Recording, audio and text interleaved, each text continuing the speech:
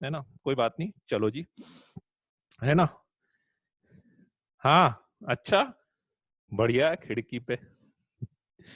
Question seven, हाँ question seven में मेरे को बताना है, क्वेश्चन सेवन मेरे को बताना है, दो तीन क्वेश्चन था।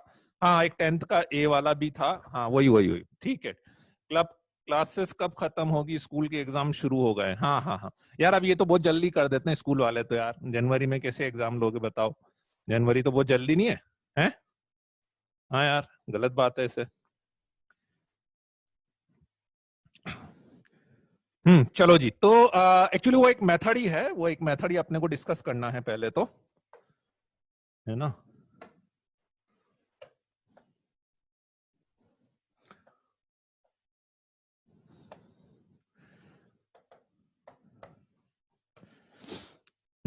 चलो जी, 15 फेब, बस 15 फेब से एग्जाम है ना, बिल्कुल बस 15 फेब को खत्म कर देंगे, आप चिंता ही मत करो रौनक। हाँ चलो जी, तो सबसे पहले अपन दो तीन जो मुझे डाउट डिस्कस करने हैं वो मैं ले लेता हूँ, ठीक है। मतलब वो एक तरह से कंसेप्ट भी समझ सकते हो आप, कि एक कंसेप्ट ही है एक तरह से, है ना। थ्री क्वेश्चन नंबर, एक तो मेरे ख्याल से फोर्थ मेरे को डिस्कस करना है, क्वेश्चन नंबर फोर्थ करना है, ठीक है। सेकंड वाला भी मैं लूंगा, सेकंड वाला वो रैंक वाला तो मैं पूरा एक साथ ही लूंगा, रैंक वाला मैं पूरा एक साथ लूंगा, ठीक है। टेंथ का ए वाला अपन ले लेंगे, टेंथ वाला ले लेंगे अपन, ठीक है। बस बहुत है, तीन क्वेश्चन। हाँ टेंथ का ए वाला, 15 16 वाला भी, 15 16 वाला भी, चलो ठीक है। पहले मैं ये ले लेता हूँ एक बार इसको पूरा कर देता हूँ मैं, फिर और बता देना फिर, ठीक है। पहले इसको पूरा कर लेते हैं अपन। फोर्थ और टेंथ का पैटर्न सेम है, मतलब मुझे पूरा एक केस आपके साथ डिस्कस करना है ना। तो पहले मैं बता देता हूं आपको, जैसे क्वेश्चन नंबर फोर्थ में क्या था, क्वेश्चन नंबर फोर्थ में कि 3 डिफरेंट पासेस, 5 स्टूडेंट्स, ठीक है। 3 different railway passes, 3 different railway passes to 5 students, 5 student को कितने तरीके से अपन डिस्ट्रीब्यूट कर सकते हैं, ठीक है। 3 पासेस को 5 स्टूडेंट में कितने तरीके से डिस्ट्रीब्यूट कर सकते हैं, ठीक है। हाँ अब है ना, ये ऐसे में एक्चुअली दो तीन क्वेश्चंस डिस्कस करूंगा, है ना, तीन चार क्वेश्चंस हैं ऐसे, तो आप उनका पैटर्न समझने की कोशिश करिएगा, ठीक है। अपन बाय मेथड भी जा सकते हैं, परम्यूटेशन दोनों मिक्स करने पड़ेंगे आपको, परम्यूटेशन एंड कॉम्बिनेशन दोनों चीजें मिक्स करनी पड़ेगी इसमें, ठीक है। और दूसरा ऑप्शन बेसिक से भी जा सकते हैं, और एक अपन बाय मेथड मतलब पूरा कॉम्बिनेशन का फॉर्मूला यूज करें, परम्यूटेशन लगाएं, वो भी अपन कर सकते हैं, ठीक है। तो एक तरीका तो ये है, यदि मैं बहुत ही बेसिक से सोचूं, फर्स्ट अप्रोच तो ये है भाई, ये 3 डिफरेंट पासेस हैं, मान लेते हैं P1 P2 P3 डिफरेंट। कभी भी पीएनसी की प्रॉब्लम करें तो ये जरूर देखिएगा कि उसने ऑब्जेक्ट्स जो हैं आइडेंटिकल दे रखे हैं, डिफरेंट दे रखे हैं, ये भी बहुत मैटर करता है क्वेश्चन में। 3 डिफरेंट पासेस है, मैंने मान लिया P1 P2 है, और 5 स्टूडेंट्स हैं, let's say S1 S2 S3 है, S4 S5 है ना। क्वेश्चन में हालांकि मेंशन नहीं है, लेकिन क्वेश्चन की लैंग्वेज से मुझे एक चीज तो समझ में आ रहा है कि एक स्टूडेंट को एक ही पास देना होगा, ऑब्वियसली एक पास तो दो तो दे नहीं सकते किसी स्टूडेंट को, तो क्वेश्चन की प्रैक्टिकली अपन सोचें लैंग्वेज से भी, तो एक स्टूडेंट को मुझे एक ही पास देना है। तो मुझे एक बहुत सिंपल सी चीज समझ में आई कि 3 पास हैं, 5 स्टूडेंट है, तो पहले तो मैं इसमें से 3 स्टूडेंट सेलेक्ट कर लूं, 5C3, सेलेक्ट 3 स्टूडेंट्स। अब 3 स्टूडेंट 3 पास, सही है, अब तो कोई दिक्कत नहीं है, ठीक है। 3 स्टूडेंट हैं, 3 ही पास हैं, तो सबको एक एक बांट दो। 3 स्टूडेंट को 3 पास, ओ सॉरी 3 पास को 3 स्टूडेंट में डिस्ट्रीब्यूट करने के तरीके कितने होंगे, फैक्टोरियल 3, मतलब यू मान लो ना, जैसे 3 डिजिट है, 3 प्लेस हैं, तो फैक्टोरियल 3, 3 into 2 into 1, एक तरीका तो ये हो गया। This is same as, you can also say like 5P3,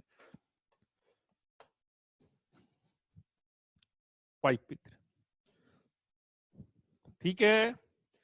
यहां से 3 स्टूडेंट मैंने सेलेक्ट करे, then distributed 3 pass. This is method number 1। Now the method number 2,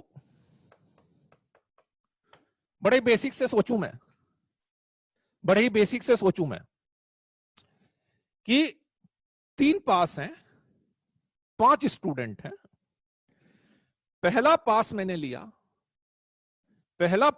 लिया, तो जैसे ही पहले पास को मैं डिस्ट्रीब्यूट करने के लिए गया तो मुझे कितने स्टूडेंट का ऑप्शन मिला? 5 स्टूडेंट। ये पहले पास के लिए किसी एक स्टूडेंट को मैंने पहला पास दे दिया, जिसको पहला पास दे दिया, अब मैंने उससे बोला बेटा साइड में हो जाओ, तो आपको मिल गया ना, अब आप साइड में हो जाओ। फिर जैसे ही दूसरा पास में लाया तो दूसरे पास के लिए मुझे कितने स्टूडेंट दिखे? दूसरे पास के लिए बताओ तो बच्चों मुझे कितने स्टूडेंट दिखे? बिल्कुल ऐसे, जिसको मैंने दूसरा पास दिया उसको बोला बेटा साइड में हो जाओ, अब तुम्हें भी मिल गया ना। फिर तीसरे पास के लिए मुझे कितने स्टूडेंट दिखे?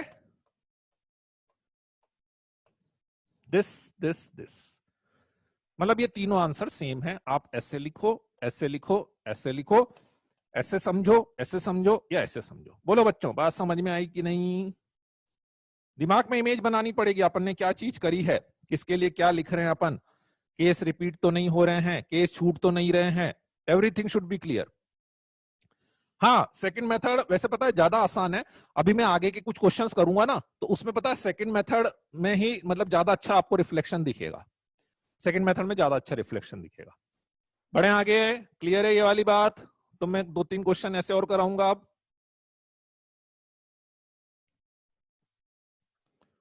चलो जी, नेक्स्ट क्वेश्चन आज का, by how many veg 3 prizes can be distributed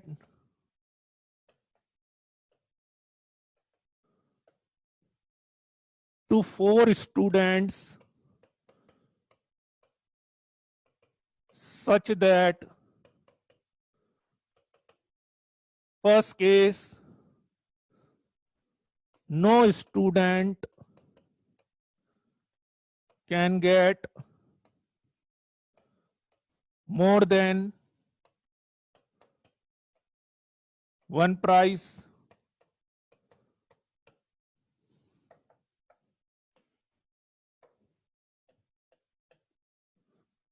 नहीं देन वही वाला देना था ना, sorry. Second, no student can get more than 1 prize.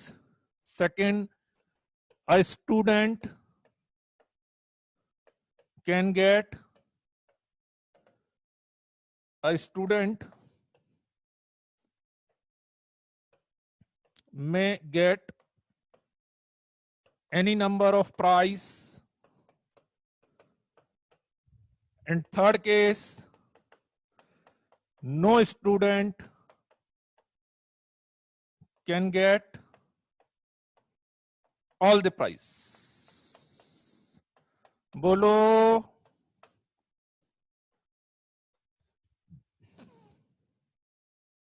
हाँ, दोनों मेथड यूज करो रौनक, कोई दिक्कत नहीं। पीएनसी में कैसा भी आप मेथड यूज करो, आपका आंसर सही आना चाहिए, कोई दिक्कत नहीं है, ठीक है ना। फिर भी लगे आपको थोड़ा सा एक्सप्लेनेशन लिख दो, आप एक्सप्लेनेशन लिख दो कि भैया मैंने ऐसे ऐसे करा है उसको, है ना। No student can get more than 1 prize. A student may get any number of prize. No student can get all the prize. बहुत ध्यान से स्टेटमेंट पढ़ना है, बहुत ध्यान से स्टेटमेंट पढ़ना है।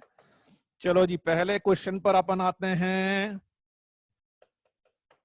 3 प्राइज P1 P2 थोड़ा बहुत वैसा ही है पहले जैसा, 1-2 केस मैंने थोड़े से अलग भी डाल दिए उसमें। 3 प्राइज 4 स्टूडेंट, 3 प्राइज 4 स्टूडेंट।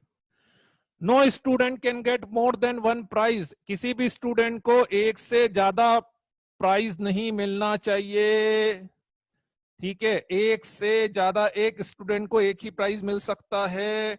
एक स्टूडेंट को एक ही प्राइज मिल सकता है, एक ही प्राइज।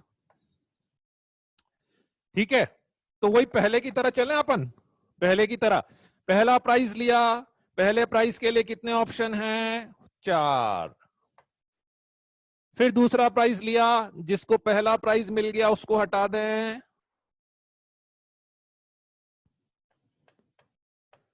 फिर तीसरे के लिए। बोलो ये क्लियर है सबको? ये सबको क्लियर है ना मेरे ख्याल से? इसमें अब किसी को डाउट नहीं होना चाहिए। बहुत बढ़िया बात है, बहुत बढ़िया बात है। सेकंड बोल रहा है कि एक student may get any number of prize, a student may get any number of prize means किसी भी स्टूडेंट को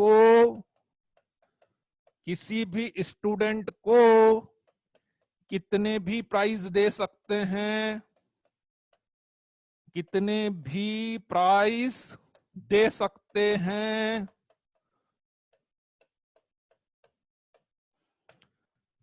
किसी भी स्टूडेंट को कितने भी प्राइज दे, 0 दो, 1 दो, 2 दो, 3 दो, कितने भी दे। हाँ ठीक है, कोई दिक्कत नहीं है। सक्षम, सक्षम कोई दिक्कत नहीं। इसमें बताओ तो कितने होंगे आंसर? सही है, बहुत बढ़िया, वेरी गुड वेरी गुड, सही आ रहा आंसर, बहुत बढ़िया बच्चों के, है ना। आप पहले ये बस ये कंफ्यूजन हो गया। देखो प्रीति, तुमने फिर वही गड़बड़ कर दी, प्रीति वही गड़बड़ कर दी जो ज्यादातर बच्चे कंफ्यूज होते हैं। मैं दोनों तरीके से बता देता हूं, है ना। 99% बच्चों के तो सही आ गया है, ठीक है।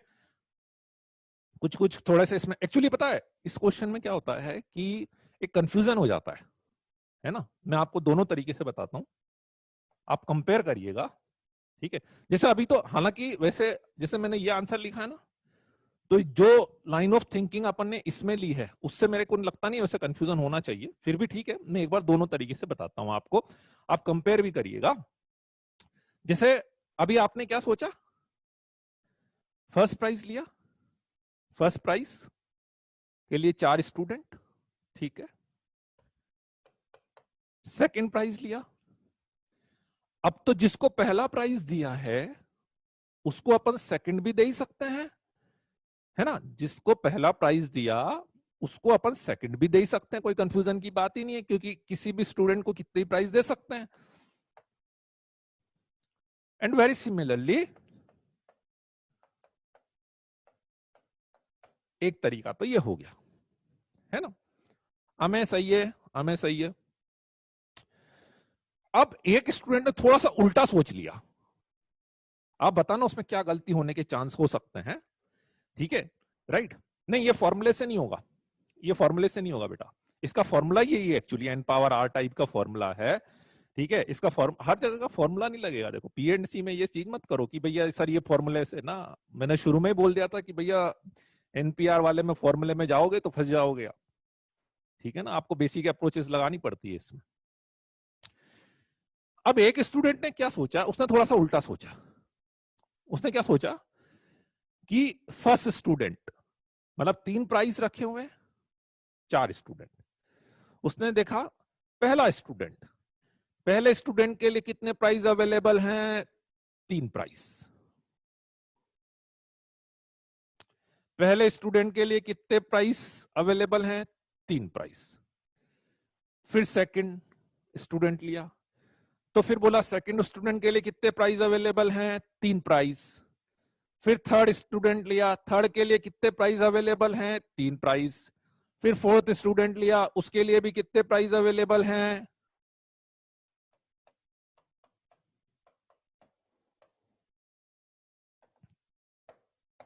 तो वो आंसर आ गया 3 टू द पावर 4, है ना। प्रीति शायद तुमने यही करा था, प्रीति तुमने शायद यही करा था, तो तुम्हारा आंसर 3 पावर 4 सा आया होगा, ऐसा कुछ, है ना। हाँ, अब आप दोनों में डिफरेंस समझो, कि दोनों में डिफरेंस समझो। मतलब पीएनसी में बहुत क्लियर है। देखो जब भी आपको लग रहा हो ना यार कि मैं ये जो सोच रहा हूं इसमें कुछ तो गड़बड़ हो रही है, ये तो ऑप्शन नहीं बन रहे हैं, मतलब समझ जाना वो लाइन ऑफ थिंकिंग आपकी गलत जा रही है ना। फिर से ध्यान से दोनों चीजों को सोचना, जैसे आपने सही लिखा है ना। हाँ सुहानी, आप समझ गई बात को। जैसे मैंने केवल बोलने की बात है, मैंने आपको ऐसा बोला तो आपने 3 3 बोलते गए, फिर से सुनना आप, मैंने क्या बोला, पहले स्टूडेंट के लिए कितने प्राइस अवेलेबल है, 3, ठीक है चलो बिल्कुल बात मान लिया आपकी, पहले स्टूडेंट के लिए 3 प्राइस अवेलेबल है। अब दूसरे स्टूडेंट के लिए 3 प्राइस कैसे अवेलेबल हो सकते हैं हर बार, क्यों भाई, आपने पहले स्टूडेंट के लिए 3 प्राइस हैं, तो हो सकता है कि उसको 1 प्राइज दे दिए हो सकता है उसको 2 दे दिए हो सकता है उसको 1 भी नहीं दिया हो। तो दैट डिपेंड्स कि आपने फर्स्ट स्टूडेंट को कितने प्राइज दिए हैं। तो वो जब तक मुझे नहीं पता होगा मैं S2 के बारे में बता ही नहीं पाऊंगा, और S1 S2 के बारे में नहीं पता होगा तो S3 को भी कैसे बताओगे। This is the main problem, this is the main problem, so that's why it is wrong. इसमें एक बार और सोच के देख लो कि सर इसमें भी तो हो सकती है गड़बड़, सोच के देख लो, मेरे को बताओ देखें गड़बड़ हो रही है क्या। मैंने इसमें क्या बोला था, फिर से सुनना, पहला प्राइज लिया, पहले प्राइज के लिए कितने स्टूडेंट अवेलेबल थे, 4 स्टूडेंट, भाई सही बात, कोई दिक्कत नहीं। फिर बोला दूसरा प्राइज, दूसरे प्राइज के लिए कितने स्टूडेंट अवेलेबल थे, उसके लिए भी 4 ही होंगे ना, 100% confirm, without respecting first prize आपने किसको दिया किसको नहीं दिया, इसमें तो कोई डाउट है ही नहीं ना। इसलिए इसमें हर प्राइस के लिए अपने पास 4 ऑप्शंस अवेलेबल रहेंगे। बोलो बच्चों, क्लियर है दोनों में डिफरेंस। हाँ सेकंड में केस बनाने पड़ेंगे, और माधव केस भी क्या बहुत सारे बनते हैं यार, ऐसे एक आध केस 2-3 केस में भी काम नहीं होगा, बहुत सारे केस है ना। चलो बस ये कभी भी आपको कंफ्यूजन होना, आप तो दोनों मेथड से एक बार अप्रोच लगा के देख लेना, दोनों मेथड से एक बार अप्रोच लगा के देख लेना, आपको समझ में आ जाएगा हाँ यही सही है अपने लिए, ठीक है ना। चलो जी, third case, third case, no student can get all the prize. सही है Suhani, very good very good. अब इसमें ज्यादातर बच्चों का जो आंसर आता है, पहले मैं गलत वाला तरीका बताता हूं, ज्यादातर बच्चों का जो आंसर आ रहा है वो 48 आ रहा है, जो बार बार बोल रहे हैं, है ना, जो ज्यादा कंफ्यूजन होता है वो 48 के साथ होता है, ठीक है। कैसे, अथर्व सही है आपका आंसर, 48 आपने कैसे सोचा होगा पहले मैं वो बता देता हूं। आपने सोचा होगा कि पहला प्राइज लिया, पहले प्राइज के लिए मेरे पास कितने स्टूडेंट अवेलेबल थे, 4, कोई दिक्कत नहीं। केस क्या है थर्ड वाला, केस क्या है थर्ड वाला, कि किसी भी स्टूडेंट को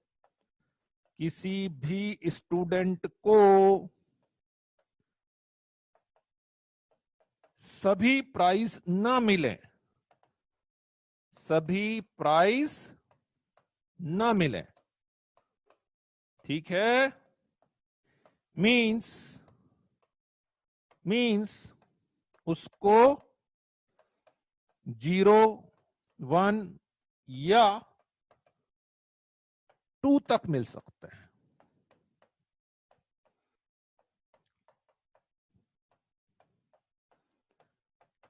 तीनों नहीं मिलने चाहिए, तीनों नहीं, ये मतलब है ना, किसी भी स्टूडेंट को सभी प्राइस ना मिले, मींस उसको 0 मिलेगा, 1 मिलेगा, 2 तक मिल सकते हैं, तीनों नहीं मिलेंगे, ठीक है।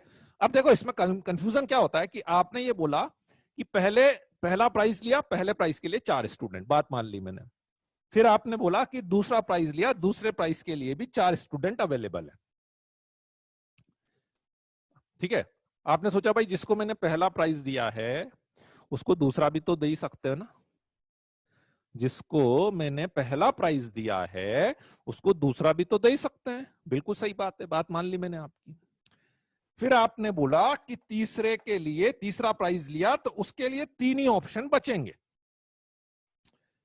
ठीक है, उसके लिए 3 ही ऑप्शन बचेंगे, क्यों, क्योंकि भाई फर्स्ट प्राइज और सेकंड प्राइज जिसको मिल गया होगा उसको हटाना पड़ेगा, यही सोच रहे हो ना आप लोग, है ना, राइट। लेकिन अब आप सोचो कि भाई ऐसा जरूरी थोड़ी ना है कि पहला प्राइज और सेकंड प्राइज एक ही स्टूडेंट को मिला हो, आपने तो 4 पॉसिबिलिटी लिए ना, तो हो सकता है कि पहला प्राइज स्टूडेंट ए को मिला हो और दूसरा प्राइज स्टूडेंट बी को मिला हो, तो फिर तो तीसरे प्राइस के लिए भी मेरे पास 4 ऑप्शन अवेलेबल हैं। पर हाँ, ये पॉसिबिलिटी भी थी कभी ना कभी कि हो सकता है कि पहला प्राइज और सेकंड प्राइज एक ही स्टूडेंट को मिला हो, तो फिर उसके लिए 3 ही पॉसिबिलिटी है। तो ये केस तो डिपेंडेंट हो गया, ये तो डिपेंडेंट हो गया। ये तो तब तक नहीं बता पाऊंगा मैं जब तक कि मुझे ये नहीं पता हो कि फर्स्ट और सेकंड प्राइस सेम को मिला है या अलग अलग। बोलो बच्चों, मिस्टेक समझ में आई? मिस्टेक समझ में आई कि नहीं? ठीक है, चलो जी, तो अब इसको करेक्ट कर लेते हैं। करेक्ट कैसे करेंगे? टोटल केसेस माइनस केस जिसमें सभी प्राइस एक ही स्टूडेंट को मिले हों।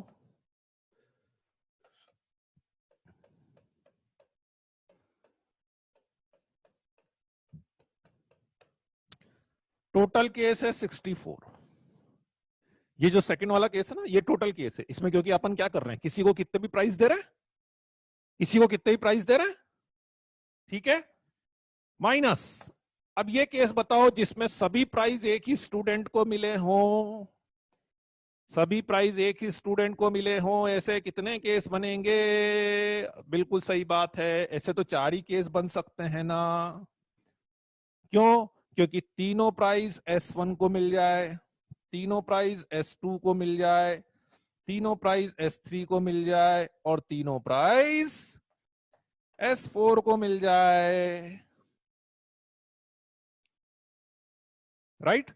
तो 64 minus 4 is equal to 60 case. बोलो बच्चों, बात समझ में आ गई? बताओ, तीनों केस क्लियर हैं कि नहीं हैं? तीनों केस क्लियर हैं? चलो जी,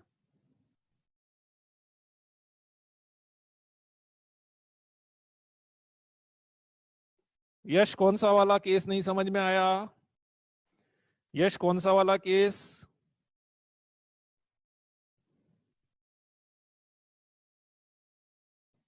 लास्ट वाला बताओ तो, कौन सी चीज नहीं समझ में आ रही इसमें?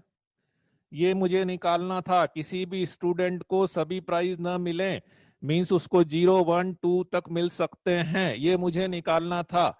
ये थे टोटल केस।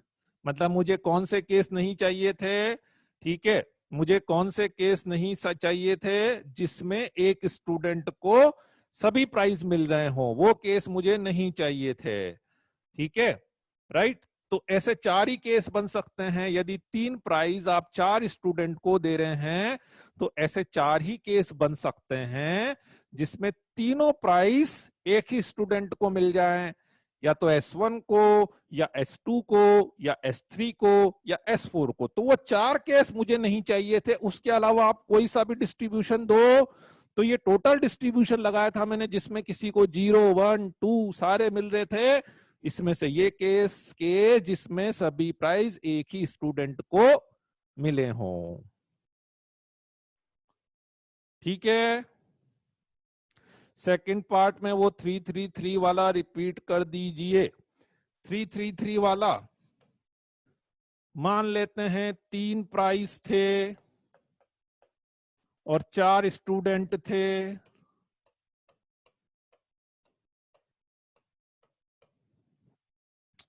मैंने सोचा पहले स्टूडेंट के लिए 3 प्राइज के ऑप्शन हैं, पहले स्टूडेंट के लिए 3 प्राइस के ऑप्शन हैं। ठीक है, तो फिर इसको या तो 0 दिया होगा या तो 0 प्राइज मिले, 0 भी मिल सकते थे ना, या 1 प्राइज मिला होगा या 2 मिले होंगे, या हो सकता है तीनों प्राइज मिल गए होंगे। ठीक है, यही बोला आपने कि पहले स्टूडेंट के लिए 3 प्राइज के ऑप्शन थे, तो या तो इसको 0 प्राइज मिले होंगे या इसको 1 प्राइज दे दिया या इसको 2 प्राइस दे दिया। तो अब मुझे बस इतना सा बता दो कि S2 के लिए कितने ऑप्शंस, कितने प्राइस अवेलेबल रहेंगे। ठीक है, लिए इसके लिए जो नंबर ऑफ प्राइस अवेलेबल हैं, नंबर ऑफ प्राइस जो अवेलेबल हैं वो S1 पर डिपेंड करेगा कि S1 को अपन ने कितने प्राइस दिए हैं। अड़ जाओ, ये केस 2 ही तो बता रहा हूं, अड़ जाओ, ये केस 2 ही बता रहा हूं बेटा, अड़ जाओ, केस 2 ही बता रहा हूं, ये सुन तो लो।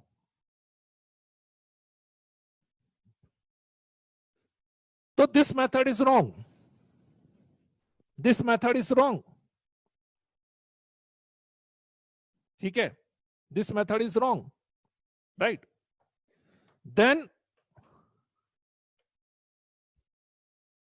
देन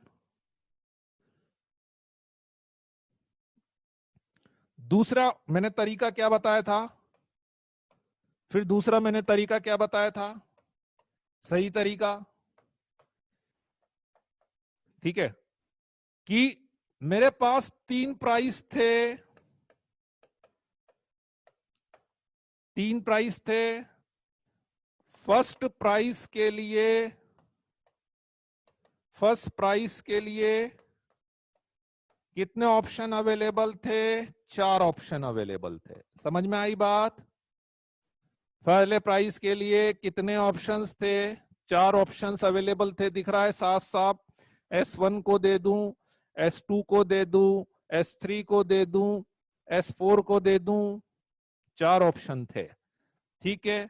फिर मैंने सेकंड प्राइस दिया, तो पहला प्राइस किसी भी एक स्टूडेंट को दे दिया, पहला प्राइस किसी भी एक स्टूडेंट को दे दिया, S1 को दे दिया, या S2 को दे दिया, या S3 को दे दिया, या S4 को दे दिया, ठीक है।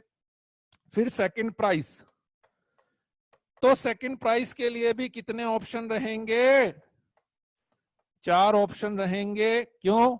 क्योंकि पहला प्राइस अपन ने किसी को भी दिया हो, दूसरा प्राइस वापस उसको भी दे सकते हैं, ठीक है। क्योंकि एक स्टूडेंट के लिए कितने भी प्राइस अपन ने पास, यहां पे ये पढ़ो तो लिखा हुआ है, ये किसी भी स्टूडेंट को कितने भी प्राइज दे सकते हैं। तो इसलिए पहले प्राइस के लिए भी मेरे पास 4 ऑप्शंस थे, दूसरे प्राइस के लिए भी 4 ऑप्शंस रहेंगे, क्योंकि जिसको मैंने पहला प्राइस दिया उसको मैं दूसरा भी दे सकता हूं, ठीक है। और जिसको थर्ड प्राइज दिया उसके लिए भी 4 ऑप्शंस अवेलेबल थे। तो इसलिए मैंने 4x4x4 करा है।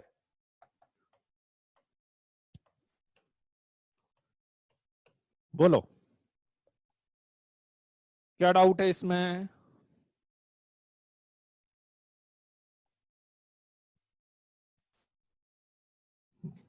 बताओ भाई क्या डाउट है।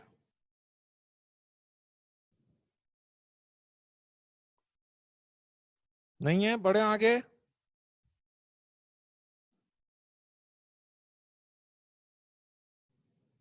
चलो जी, नेक्स्ट क्वेश्चन। अभी रुक जाओ जिग्नेश, जिग्नेश 1 मिनट रुक जाओ ना, अभी इसको मुझे पूरा कर लेने दो पहले यार, ये वाला अभी कुछ और भी पार्ट मेरे पास बचे हुए हैं, ठीक है। अब 2-3 क्वेश्चन मैं आपको दूंगा, है ना, 2-3 क्वेश्चन मैं आपको दूंगा, इसका 2 क्वेश्चन दे देता हूं मैं आपको, ठीक है। इसका सेकंड क्वेश्चन आप करेंगे, by how many veg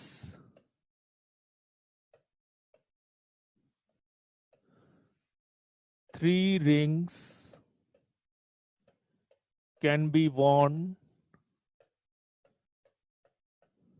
in 4 fingers, 3 different rings can be worn in 4 fingers such that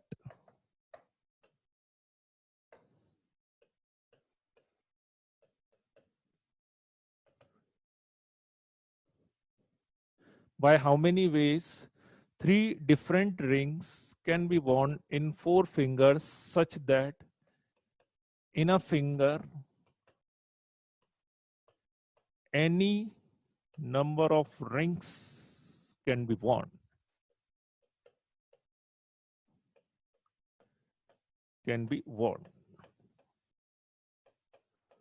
By how many ways 3 different rings can be worn in 4 fingers such that in a finger any number of rings can be worn? बताओ, चलो जी. हाँ, 4 different fingers, ये 4 different finger ये.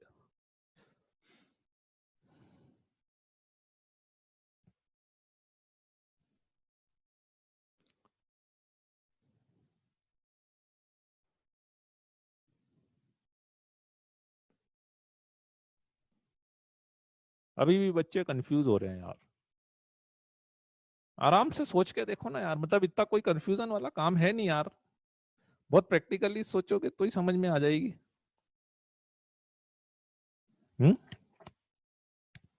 सारे एक जैसे ही हैं, सक्षम मुझे पता है सब एक जैसे ही हैं, फिर भी अभी भी आंसर कुछ बच्चों का ये जा रहा है, कुछ बच्चों का ये जा रहा है. फिर से एक बार ध्यान से दोनों मेथड सोच के देखो. सब बच्चे एक बार फिर से दोनों मेथड लगाओ.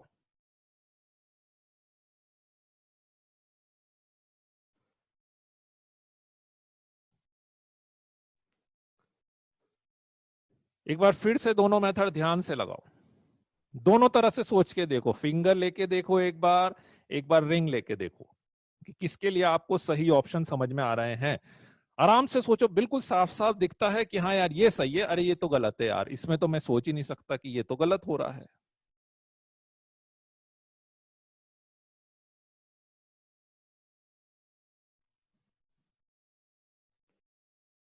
मैनी डिफ नहीं मैनी नहीं निखिल, कोई ऐसा चेंज नहीं आएगा, कोई ऐसा चेंज नहीं आएगा. बताओ बताओ भैया, सोच लिया सबने? फिर से दोबारा से दोनों मेथड ध्यान से सोचो भैया.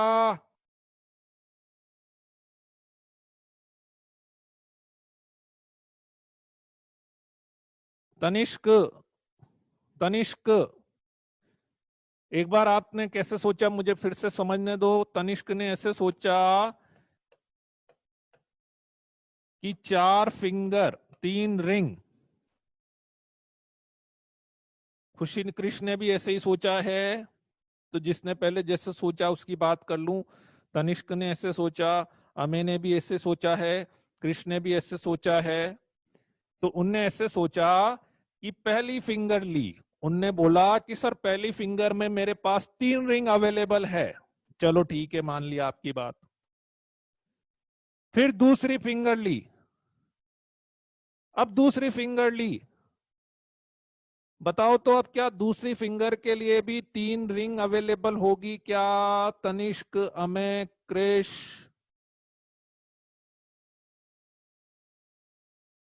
बात खत्म यहीं पे. दूसरा मेथड, पहली रिंग के लिए कितने ऑप्शंस हैं? 4, किसी भी फिंगर में डाल दी. दूसरी रिंग, उसके लिए कितने ऑप्शन है? 4, किसी भी फिंगर में डाल दी. कोई दिक्कत नहीं है, पहली रिंग कहीं पे भी गई हो, दूसरी के लिए इंडिपेंडेंटली 4 ऑप्शंस अवेलेबल है. बोलो बच्चों, डिफरेंस समझ में आया? तनिष्क, अमय, क्रिश.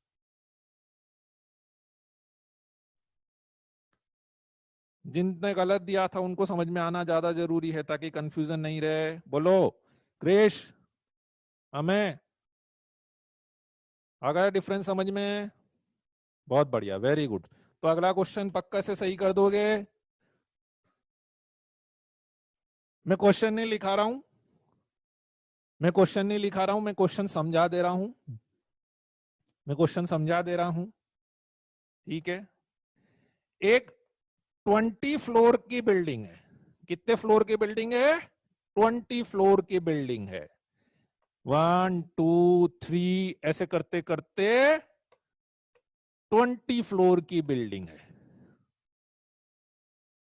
ठीक है. इसमें 7 जने एंटर हो गए भाई. 7 जने, अर्जव, क्रिश, जिग्नेश, मर्चेंट, ऐसे 7 जने इसमें आ गए. ठीक. अब लिफ्ट हुई स्टार्ट. दो कंडीशन है, ठीक है। पहला, by how many veg they can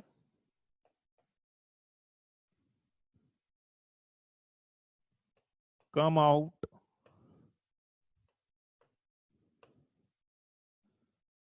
at different floor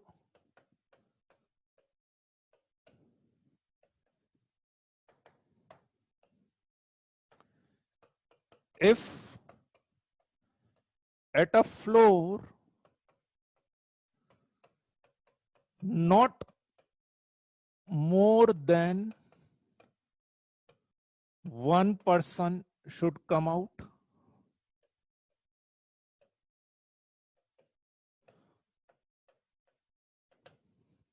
Second, if at a floor not more than one person should come out, if at a floor any number of person can come out.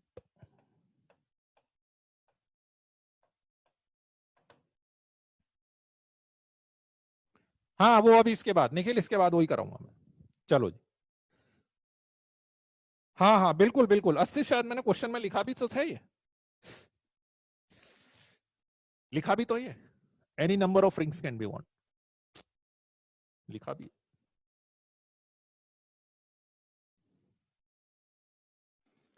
सही है, रौनक का answer बिल्कुल सही है।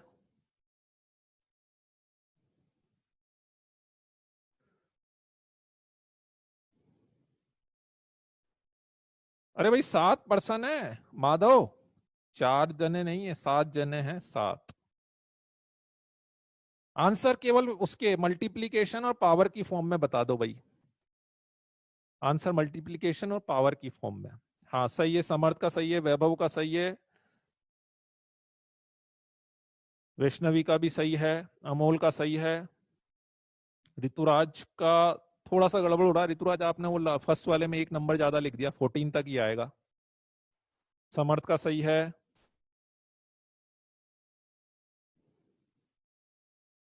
अच्छा Krish, okay okay okay.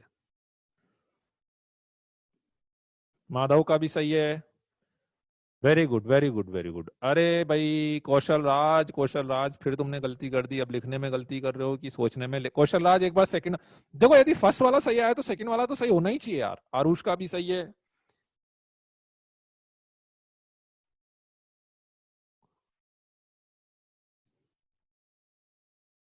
नंदन भोले का भी सही है भाई, नंदन भोले का सही है, अमेय चंदक का भी सही है भाई, मर्चेंट का सही है। देखो फर्स्ट वाला आ गया तो सेकंड वाला तो गलत होना ही नहीं चाहिए, क्योंकि फर्स्ट से ही अपन सेकंड का रेफरेंस ले सकते हैं ना। हाँ, आरुष का भी सही है, कुशीपाल का भी सही है, कुशाग्र का भी सही है, शिवांश का भी सही है, प्रीति का भी सही है, कुशाग्र का भी सही है। मर्चेंट, ये किसका आंसर लिखा तुमने?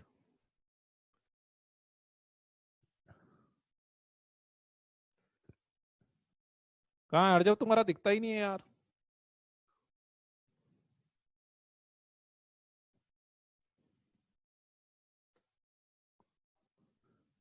आंसर कहाँ लिखा है तुमने यार? हम्म, हाँ सही है, सेकंड वाला गलत है हर जाओ तुम्हारा, सेकंड वाला गलत है।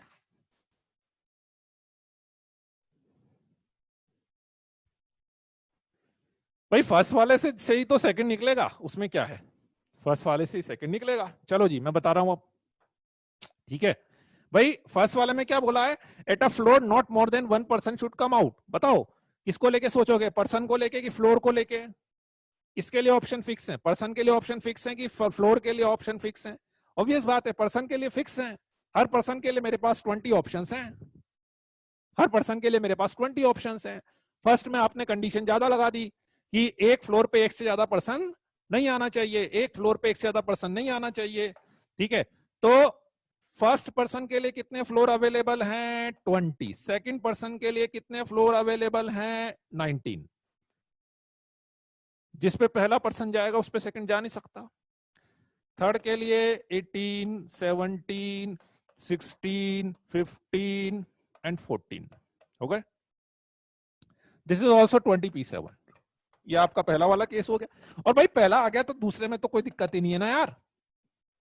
पहले पर्सन के लिए 20 ऑप्शंस अवेलेबल थे, तो दूसरे के लिए भी बताओ ना, अब 20 ही होंगे ना भाई। जिसपे अब पहला पर्सन बाहर आया होगा उस पे सेकंड वाला भी आ सकता है, उस पे थर्ड वाला भी आ सकता है।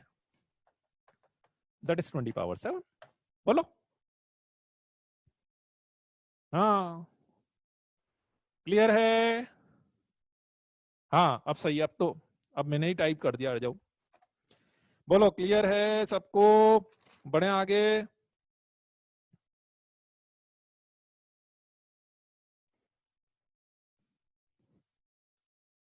चलो जी, एक क्वेश्चन मैंने लास्ट क्लास में दिया था, वो ले लेते हैं। ठीक है, अच्छा इसमें और कौन सा डाउट है मैं देख लेता हूं एक बार। बिगनर बॉक्स 1 में और कौन सा डाउट है? अब इसमें एक तो ये वाला क्वेश्चन आपका हो जाएगा। अब मैं कौन सा वाला बताना चाह रहा था, नहीं 10th वाला अब हो जाएगा, 10th वाला अब हो जाएगा। रौनक अब हो जाएगा। अब 10th वाला सेम अपन जो कर चुके हैं उससे आपका हो जाएगा। 10th में कोई दिक्कत नहीं है। हाँ दोनों हो जाएंगे, अब दोनों हो जाएंगे। 10th वाला छोड़ दो अब।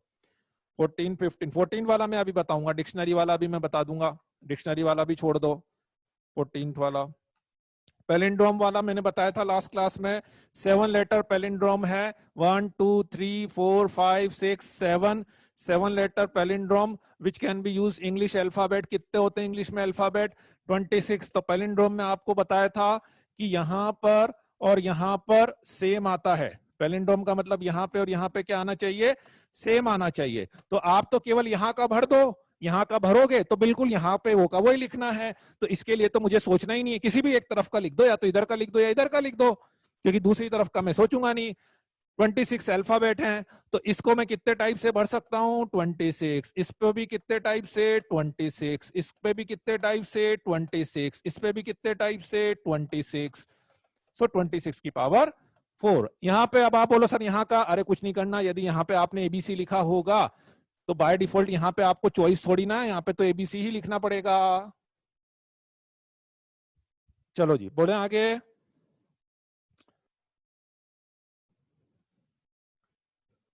16th वाला, एक 16th वाला और बता देता हूं मैं last. Find the number of 4 digit number ABCD 4 digit number which satisfy the following 3 condition. जो नंबर है वो 4000 से लेकर 6000 के बीच में होना चाहिए। न n इज मल्टीपल ऑफ 5 होना चाहिए है, और B और C जो है वो एक दूसरे से ग्रेटर आएंगे, 3 से लेके 6 के बीच में आएंगे। ठीक है, तो पहली बात तो ये है। और number of 4 digit number following 3 condition. अब जैसे उसने कंडीशन दे दी ना, ठीक है, अब उसने जैसे, हाँ अरे वाह वेरी गुड, अच्छा एग्जांपल दिया आपने। मलयालम, मलयालम इज क्यों पैलिंड्रोम कहाँ हुआ मलयालम? नहीं मलयालम पैलिंड्रोम थोड़ी ना हुआ ऋतुराज, है होगा? क्यों बीच के दो, मलयालम पैलिंड्रोम कैसे होगा? होगा क्या? या तो स्पेलिंग गलत लिखी है।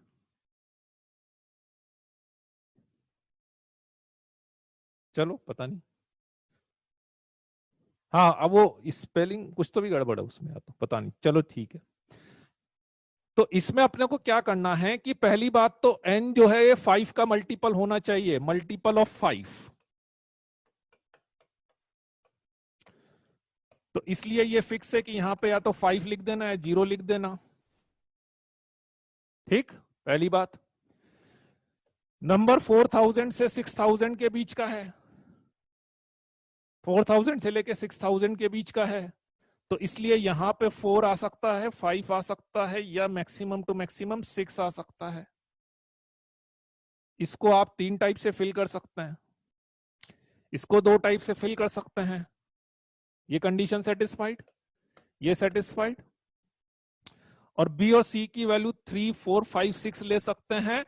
सी जो है वो बी से बड़ा ही आना चाहिए। हाँ 6,000, ओ सॉरी 6,000 भी नहीं आएगा, 6 भी नहीं आएगा। दो ही टाइप से, दो ही टाइप से, दो ही टाइप से। हाँ 6,000 इंक्लूडेड नहीं है ना, 6,000 इंक्लूडेड नहीं है। ठीक है, तो और बी और सी में 3 से लेके 6 तक और सी बी से बड़ा है, तो यदि बी पे 3 लिखता हूं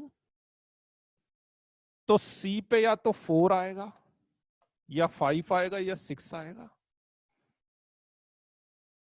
बी पे यदि 4 लिखता हूं तो सी पे या तो 5 आएगा या 6 आएगा।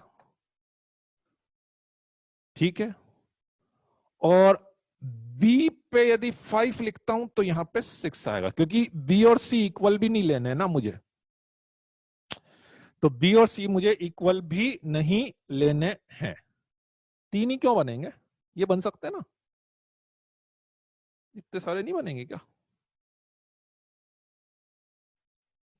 ठीक है, चलो जी, तो इसको दो टाइप से फिल कर सकते हैं। ए को, बी और सी को मैं पूरा एक मान लेता हूं, ऐसा बी और सी को पूरा एक सेट टाइप का मान लेता हूं। तो बीसी वाली जगह पे मैं 1, 2, 3, 4, 5, 6 टाइप से फिल कर सकता हूं, है ना। और इस पे अपन दो टाइप से फिल कर सकते हैं, 5 या 0। इसमें कुछ छूटेगा तो नहीं ना अपना, 5,000, 5,000। बोलो सही है क्या, सही है ना। चलो जी ठीक है, बढ़े आगे।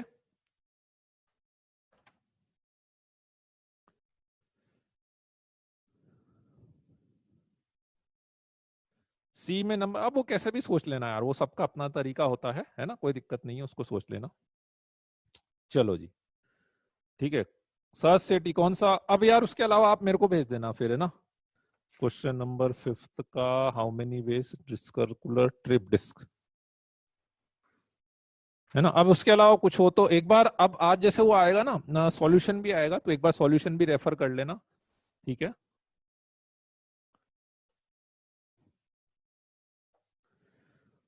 अच्छा एक क्वेश्चन मैंने लास्ट क्लास में दिया था, है ना, एक क्वेश्चन मैंने लास्ट क्लास में दिया था कि 6 डिजिट नंबर बनाने अपने को, 1, 2, 3, 4, 5, 6 डिजिट नंबर बनाने हैं, A1, A2, A3, A4, A5, A6। ये मेरे पास कंडीशन थी। ठीक है, यहां पर A1, यहां पर A2, यहां पे A3, यहां पे A4, यहां पे A5, यहां पर A6, ऐसे 6 डिजिट नंबर अपने को बनाने थे। ठीक है, तो उसमें क्या करेंगे आप कि 6 डिजिट नंबर यदि बनाने हैं, सबसे बड़ा डिजिट यहां पर आएगा, फिर यहां पर आएगा, फिर यहां पर, फिर यहां पर, फिर यहां पे, यहां पे। केवल एक चीज मुझे समझ में आनी चाहिए इस क्वेश्चन में, केवल एक चीज, कि मान लो मैं आपको यदि 6 डिजिट दे दूं कोई से भी, मैंने आपको कोई भी 6 डिजिट दे दिए, लेट्स से ऐसा कुछ 6 डिजिट दे दिए मैंने, 9, 0, 1, 2, 3, 5, ऐसे कोई 6 डिजिट मैंने दे दिए। तो इस 6 डिजिट को इस कंडीशन के अकॉर्डिंग, इन 6 डिजिट को इस कंडीशन के अकॉर्डिंग आप कितने तरीके से अरेंज कर सकते हैं। इन 6 डिजिट को इस कंडीशन के अकॉर्डिंग आप कितने तरीके से अरेंज कर सकते हैं, एक तरीका, मतलब इन 6 डिजिट को लेते हुए आप कितने नंबर बना सकते हैं, एक नंबर बना सकते हैं। 6 डिजिट को लेते हुए आप एक नंबर बना सकते हैं। ठीक है, फिर मान लो मैंने दे दिया 7, 3, 4, 1, 5, 9, ऐसा और कुछ दे दिया। अब इस 6 डिजिट को लेते हुए आप कितने तरीके से अरेंज कर सकते हैं, वापस से एक तरीका ही होगा। हाँ एग्जैक्टली, अब आपको समझ में आ गया होगा कि अपने को एग्जैक्टली निकालना क्या है। आपको बस ये पता लगाना है कि आप 6 डिजिट कितने टाइप से ले सकते हैं, क्योंकि जितने टाइप से आप 6 डिजिट लेंगे, हर बार एक ही नंबर बनेगा। हर बार 6 डिजिट लोगे तो एक ही नंबर बनेगा। तो 10 में से ये 10 डिजिट है, तो बताओ तो 10 में से 6 डिजिट लेने के कुल कितने तरीके होंगे? 10 में से 6 डिजिट लेने के कुल कितने तरीके होंगे? 10 से 6। ठीक है, क्लियर है बात? कंफ्यूजन तो नहीं है ना? आप बोलोगे कि सर फिर ये तो ठीक है, आपने सिलेक्शन कर लिया नंबर। भाई जितने तरीके से सिलेक्शन आप करोगे उतने ही नंबर बनेंगे ना। अरे निखिल ये फिर पी वी पे मत जाओ बेटा, पी तो लगाना ही नहीं है कभी भी, मैं तो लगाता ही नहीं हूं पी। ठीक है ना? 10C6 आपको क्या देगा? 10C6 आपको देगा जीरो का क्या? जीरो का कुछ नहीं, ये रहा। यदि आप जीरो सिलेक्शन में लोगे भी सही, आपके 6 डिजिट में जीरो आएगा भी सही, तो बाय डिफॉल्ट जीरो वैसे भी यहीं पे लिखेंगे अपन। भाई आप कोई भी 6 डिजिट लोगे तो ऑब्वियसली जीरो तो स्मॉलेस्ट ही आएगा। तो जीरो स्मॉलेस्ट ही आएगा तो वो जीरो सबसे पहले यहीं पर आना है। तो इसलिए वो प्रॉब्लम भी नहीं है कि आप बोलो जीरो यहाँ पे तो लिख ही नहीं सकते, लिखेंगे भी नहीं, मैं लिखना ही नहीं है वहां पे, मेरी यही कंडीशन गलत हो जाएगी। तो इसलिए उसकी भी कोई दिक्कत नहीं है।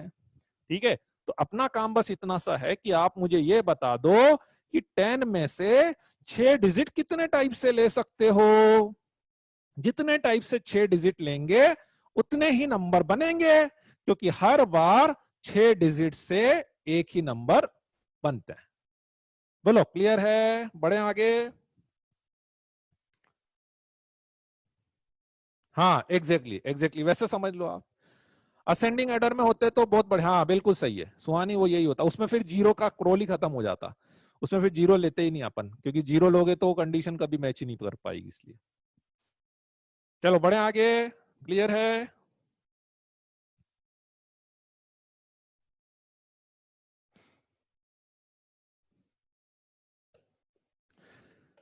चलिए अब अपन आते हैं, ठीक है, वर्ड्स वाली प्रॉब्लम में। वर्ड्स वाली प्रॉब्लम में, वर्ड्स वाली प्रॉब्लम मतलब कि आपको एक पर्टिकुलर वर्ड दिया जाएगा, उस वर्ड के लेटर्स का यूज करते हुए आपको पॉसिबल वर्ड्स बनाने हैं, उनके लेटर्स को अरेंज करना है। तो जनरली होता क्या है कि जब आपको कोई वर्ड देते हैं ना, तो एक तो अब ये वाला काम जनरली ये खत्म हो गया अपना, वो अपन को जैसा अपन नंबर्स वाली प्रॉब्लम में आप बोल रहे थे ना कि यार रिपीटेशन करें कि नहीं करें सर, पता नहीं लग रहा है उसमें, तो इसमें वो काम खत्म हो जाता है। इसमें क्या होता है कि मैं यदि आपको कोई वर्ड दे रहा हूं और मैंने बोला इस वर्ड्स के लेटर्स को यूज करना है, तो उस वर्ड में जो लेटर जितनी बार आ रहा है उतनी बार यूज करेंगे। उस वर्ड में जो लेटर जितनी बार आएगा अपन उतनी बार उसको यूज करेंगे। ठीक है, जब तक कि क्वेश्चन में वो कोई स्पेसिफिक कंडीशन नहीं दे दे, ऐसा। ठीक है, पहली बात। दूसरी एक बात और, कि अब मैं एक फॉर्मूला यूज करने वाला हूं, ठीक है, परम्यूटेशन का। ठीक है ना? एक फॉर्मूला में फिक्स यूज करूंगा कि कभी भी मेरे पास एन लेटर डिफरेंट, मेरे पास कभी भी n different letter,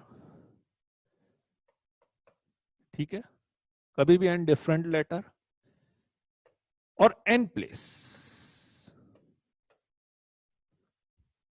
N different letter and n place, ठीक है।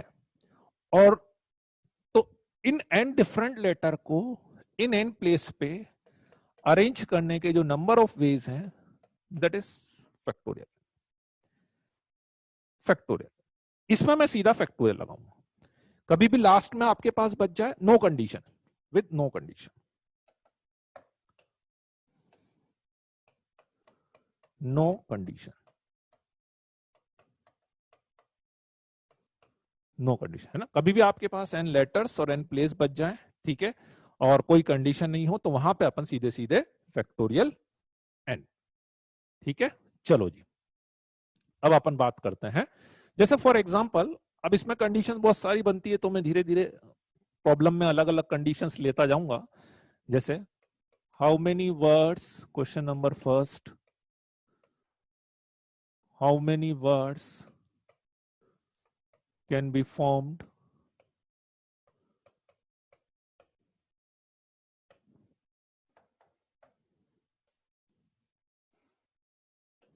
using all the letters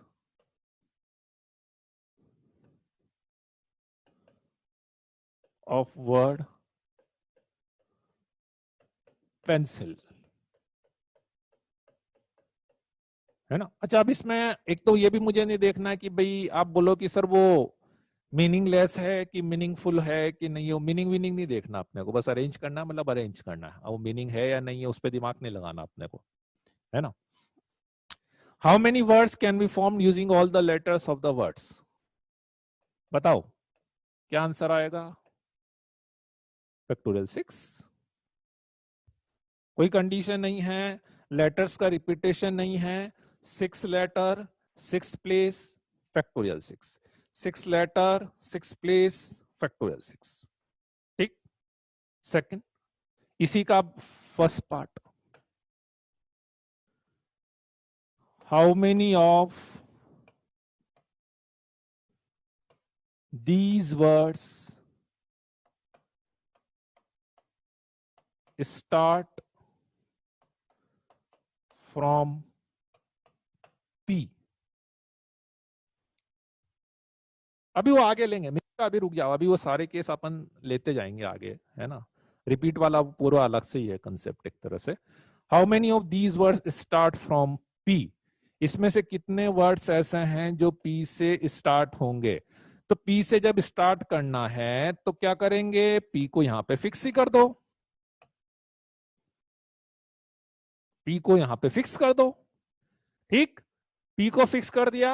अब कितने बचे? 5 letter 5 place, 5 letter 5 place, no condition, that is factorial 5 is equal to 120।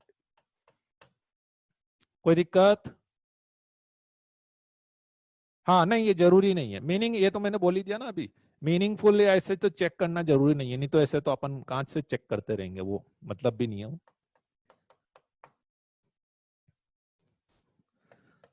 How many of these words have vowels together?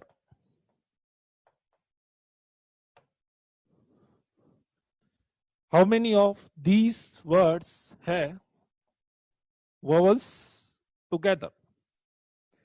दोनों vowels एक साथ आ जाएं, दोनों वोवल्स एक साथ आ जाएं। ठीक है। तो बेटा जब भी आपको किसी वर्ड में कुछ लेटर्स को एक साथ रखना है, किसी वर्ड में कुछ लेटर्स को आपको एक साथ रखना है, फॉर एग्जाम्पल वोवल्स दो ही हैं, तो इनको आप एक यूनिट मान लो, कंसीडर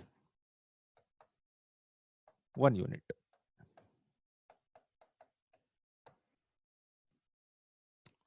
इसको एक यूनिट मान लो, एक लेटर मान लो, एक यूनिट मान लो, ऐसा। फिर आएगा PNCL।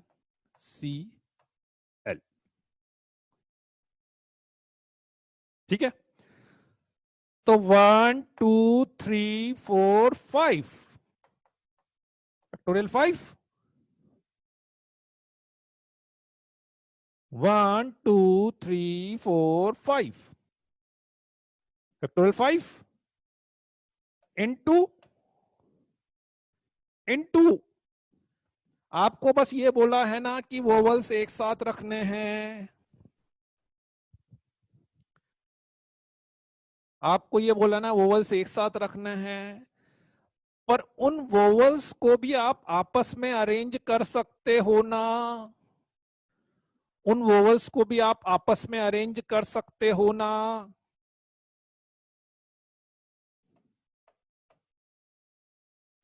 एस, ये किसके लिए लगाया मैंने? As two vowels can be arranged by factorial two ways in each word.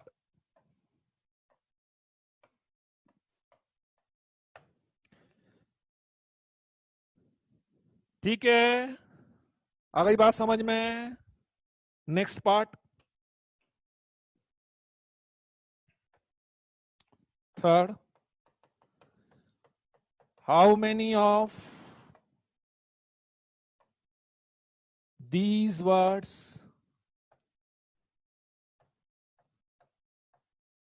have consonant together?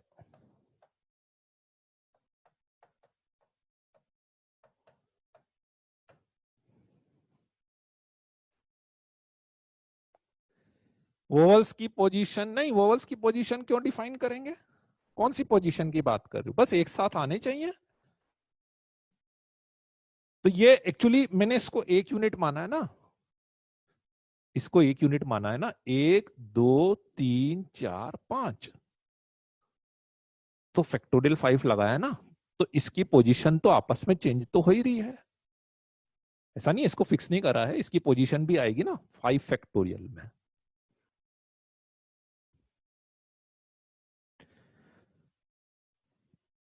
How many of these words have consonant together? Consonant together, तो इसको एक यूनिट मान लेते हैं, फिर एक ई हो गया और एक आई हो गया। बोलो, तो टोटल मेरे पास कितने लेटर्स हो गए? टोटल्स मेरे पास कितने लेटर हो गए? 3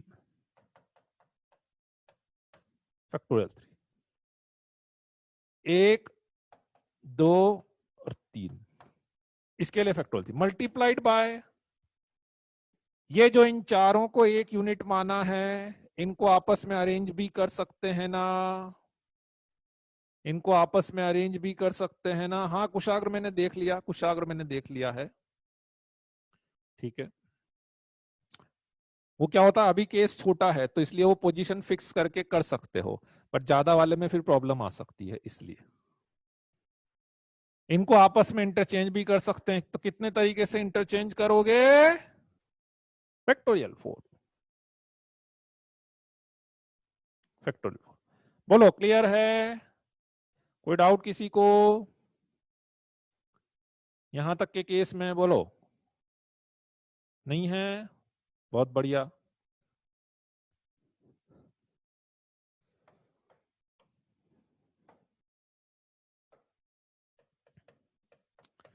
In how many of these words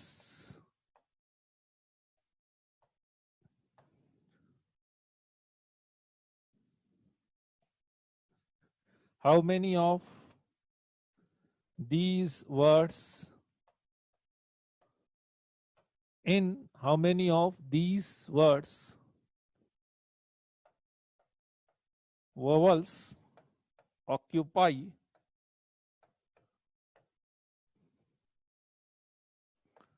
only even places? In how many of these words vowels occupy only even places? एक बार इधर समझ लेना बेटा, एक बार इधर समझ लो, अभी करना मत, एक बार इधर समझ लो, नहीं तो फिर आप गलत कंसेप्ट पे चले जाओगे। तो फिर कितने थे? 6 थे ना?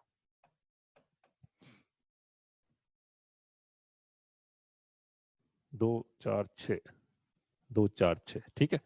Vowels occupy even places. Let's say this is 2, this is 4, this is 6, है ना। अब उसमें एक कभी कभी ये कंफ्यूजन हो सकता है कि सर इधर से लेंगे नंबरिंग की इधर से नंबरिंग लेंगे, है ना। अभी तो क्या है, जैसे आप इधर से ले लो इधर से ले लो, बात एक ही है। कभी ऐसी कंफ्यूजन होगा ना तो वो देगा, फिर बताएगा वो कि किधर से काउंट करना, आपको लेफ्ट से काउंट करना है या राइट से काउंट करना है, ऐसा, है ना। अभी मैंने इसीलिए बताया नहीं, जरूरत भी नहीं है कि वो बराबर ही है कि इधर से भी ले लो आप, ठीक है। तो in how many of these words vowels occupy only even places? E और आई, पीएनसीएल। मैं दो तरीके से आपको इसको समझाऊंगा, जैसा आप लोगों को ठीक लगे आप आगे वैसा यूज कर सकते हो। मैं दो तरीके से इसको समझाता हूं आपको, ठीक है।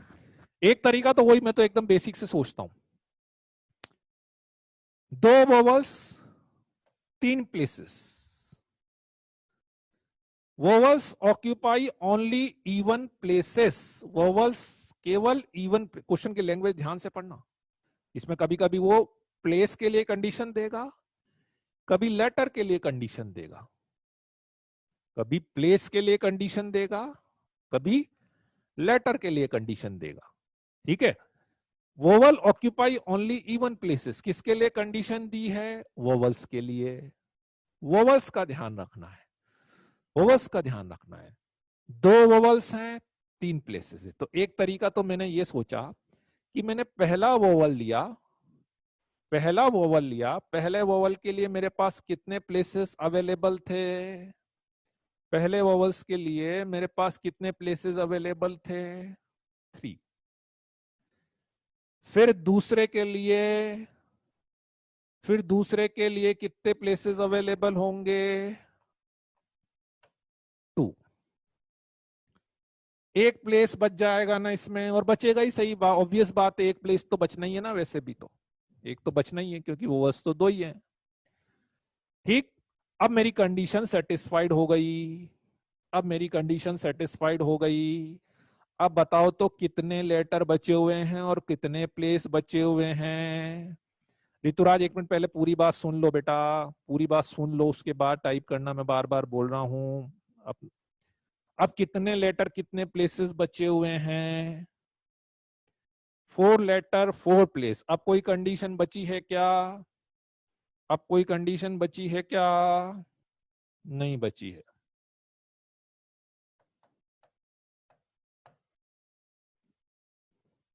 This is final answer, this is final answer. ठीक है, अब जहां तक आपको ये लग रहा है कि सर ये, अब जैसे आपने 2 प्लेस पे लिया, उनको अरेंज भी तो करेंगे, नहीं, उसकी जरूरत नहीं पड़ेगी। क्यों नहीं पड़ेगी? आप फिर से सोचो, मैंने आपको क्या बोला कि पहला वोवल लिया, लेट्स से ई लिया मैंने, ई के लिए मैंने कितने ऑप्शंस बताया आपको? 3 ऑप्शंस। 3 ऑप्शंस मतलब आपने बोला कि ई सर यहां पे आ सकता है, ई यहां पे आ सकता है, या ई यहां पे आ सकता है। तो सारी पॉसिबिलिटी बन गई ना, तो सारी पॉसिबिलिटी बन गई ना, किसको अरेंज करोगे आप? मान लो ई यहां पे आ गया हो तो आई यहां पे आ गया हो, या कभी हो सकता है ई इधर आ गया हो तो आई इधर आ गया होगा, या ई इधर आ गया होगा तो आई इधर आ गया होगा, या ई इधर आ गया होगा तो आई इधर आ गया होगा। 3 into 2 का मतलब ही यही हुआ ना। तो अब उनको आपस में अरेंज करने की जरूरत नहीं है। ठीक, और दूसरा तरीका, दूसरा तरीका कि मेरे पास 3 प्लेसेस थे और 2 ओवल्स थे, तो मैंने सोचा कि पहले तो मैं एक काम करता हूं, 3C2,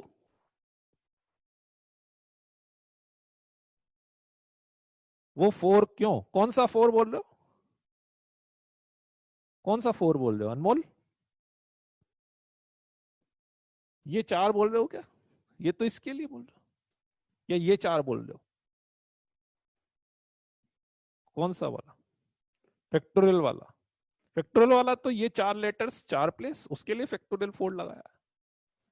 4 लेटर बचे ना, 4 लेटर 4 प्लेस, उसके लिए फैक्टोरियल 4 लगाया, है ना। दूसरा तरीका कि मेरे पास, मैंने इन 3 में से 2 प्लेसेस सेलेक्ट कर लिए, और अब जैसे 2 प्लेस सेलेक्ट करे ना, और 2 लेटर थे, तो यहां पे factorial, this is for vowels, this is for vowels. 3 में से 2 प्लेस सेलेक्ट कर लिए और 2 को अरेंज कर, ठीक, इनटू इनटू ये 4, और अब बस बाकी तो फिर वही है, फैक्टोरियल 4, बाकी तो वही है।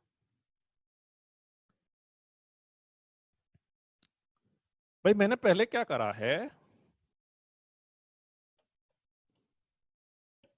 कि पहले मैंने ई और आई को अरेंज करना था, ई और आई के लिए 3 प्लेस थे, तो उसमें से 2 प्लेस सेलेक्ट करें, दो प्लेस सेलेक्ट करें, दैट इज 3C2 से। उन दो प्लेस के लिए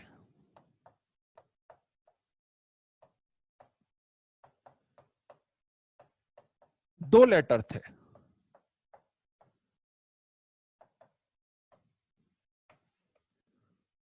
उनको अरेंज करा, उनको arrange, factorial 2 ways, this then उसके बाद 4 लेटर और 4 प्लेस बच गए।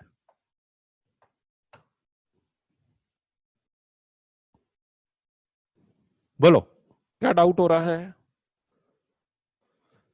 बताओ।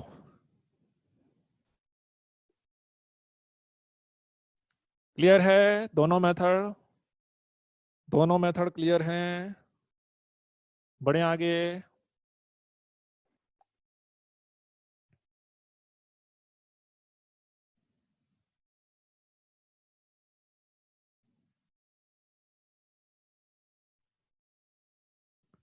ये लिखा ना भैया गोपाल गर्ग, ये लिखा हुआ साफ साफ। 3 प्लेस थे तो उसमें से 2 प्लेस सेलेक्ट करे 3C2 से, उन 2 प्लेस के लिए 2 लेटर अवेलेबल थे तो उनको अरेंज करने के लिए फैक्टोरियल 2 लगा दिया मैंने, ठीक है। अब वो अड़ जाओ, कभी कभी पी वाली से आ जाएगा, कभी नहीं आएगा, इसलिए मैं बार बार उसको रिकमेंड नहीं कर रहा हूं, ठीक है। चलो जी आगे बढ़ते हैं। How many, question number, next question, how many words can be formed using, अभी डिक्शनरी वाली आज नहीं ले पाएंगे अपन, कल लेंगे, क्योंकि पहले मुझे सारे केस बताने तब डिक्शनरी वाली में मजा आएगा। How many words can be formed using all the letters of word daughter,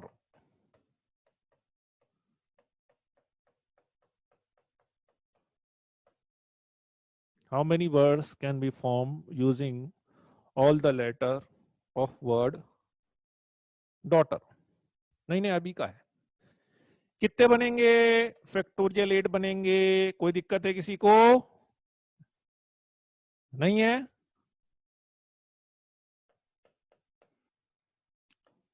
in how many these words all the vowels are together,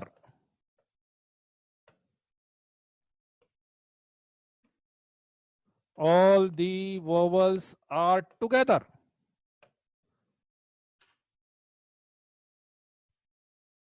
बोलो। vowels are together, तो vowels are together, तो vowels कौन कौन से हैं, ए ई यू है और बचा हुआ D G H T R है। तो क्या करोगे, तो क्या करोगे, इसको एक यूनिट मान लेंगे और बच्चे 2 3 4 5 6 फैक्टोरियल 6 इनटू इन 3 को भी आपस में अरेंज कर सकते हैं, that is factorial 3, factorial 6 into factorial 3, ठीक है। बोलो बड़े आगे,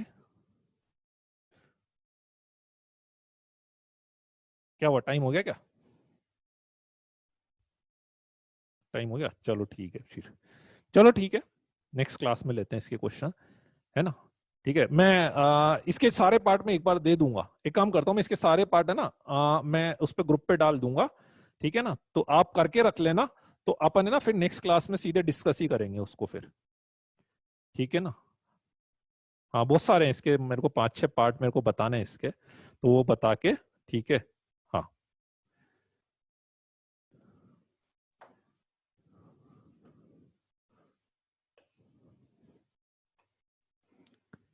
ये रही सारी स्लाइड, किसको देखनी है? ये रही, देखो 1 2 3 4 5 6 7, 6 स्लाइड ये रही है, और ये 4 स्लाइड नीचे, 10 स्लाइड।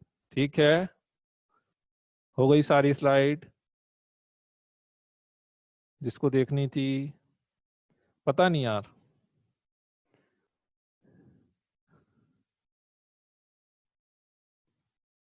लो ना, तो स्क्रीनशॉट भी ले लो ना, किसने मना करा? स्क्रीनशॉट लो आप, स्क्रीनशॉट लो, गन शॉट लो, जोन सा शॉट लेना है लो।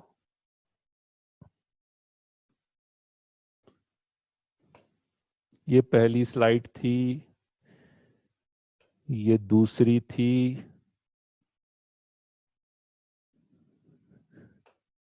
ये तीसरी,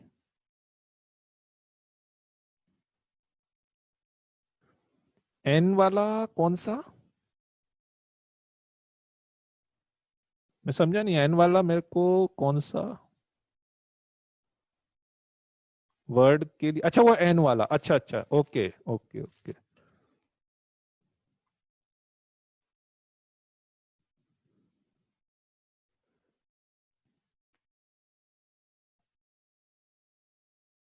हाँ अच्छा, वो मैंने हटा दिया, ठीक है मैं लिख देता हूँ।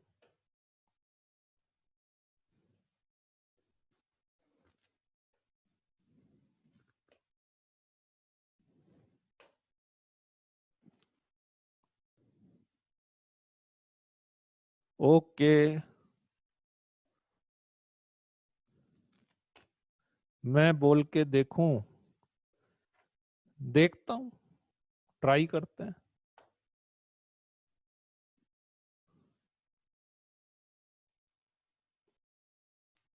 हाँ वो अभी मैं रिपीट करूंगा, नंदन भोले आगे लेंगे रिपीट करने वाला, आगे लेंगे रिपीट करने वाला।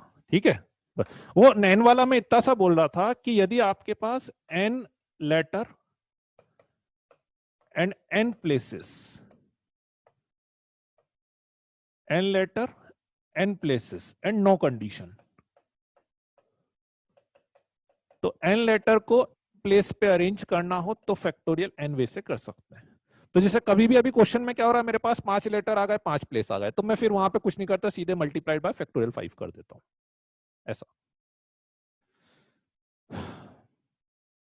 चलो जी, ठीक है, तो आज के लिए इतना ही बहुत है। Okay then, bye bye, good night.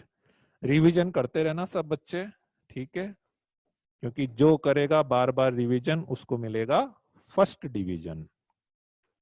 ठीक है, चलो, okay then, bye bye, good night, see you.